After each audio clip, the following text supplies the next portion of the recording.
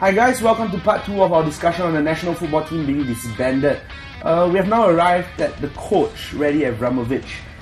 He has been with the Singapore national football coach since 2003. During his time, he won 2 Asian Cups in 2005 and 2007. With the recent results, some fans have been calling for the coach to stand up to be counted. Who agrees that Raddy needs to go? I think he has run his course. I think 7 years on the job. I don't doubt his tactical acumen. I don't doubt his dedication to the job.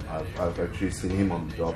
He has a bunch of players whom he's very loyal to, and these players are getting on with their age really, but he still picks them. And he could be too loyal. The thing is that he could be too loyal to these players, and even the players, they are not performing well. They are obviously not performing to their very best standards, and he will still choose them and still protect them. Okay, so now to the Raddy Brigade, Okay, I agree with Han Keong. So I'm asking you, your decision. You feel that Raddy should stay. Is it an emotional one? Is it because he has bought us trophies before? Anyone?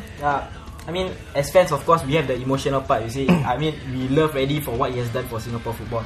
But at the end of the day, my question is, if Raddy is to go, who's to take over?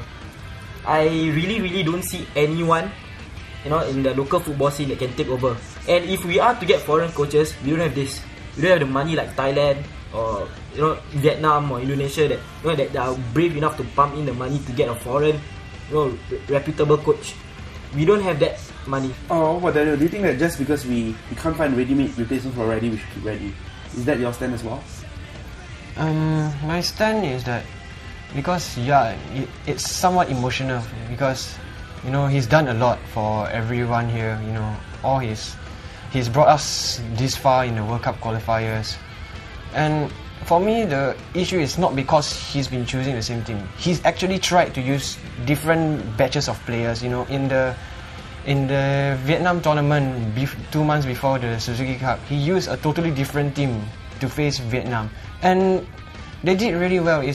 But the big question that remains for Raddy is, are they able to cope in the national level? Wait, the last question do you think Raddy is resistant to change, especially now when, like we say, the stalwarts of the team are getting older? Do you think he's a coach that's resistant to change, and this resistance to change might actually do us in? Or it already has? Coach Raddy had a limited pool of players to be chosen from. So we are left with these 9 local teams. So out of these 9 local teams, we have to take out these young lions because they are not so-called ready for the senior squad. So with only 8 players to choose from, 8 teams to choose from, we have to take into consideration that the numbers of foreign players in each team.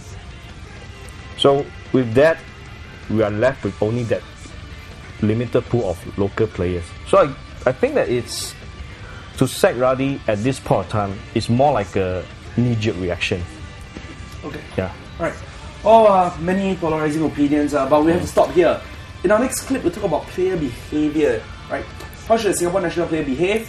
So stay tuned.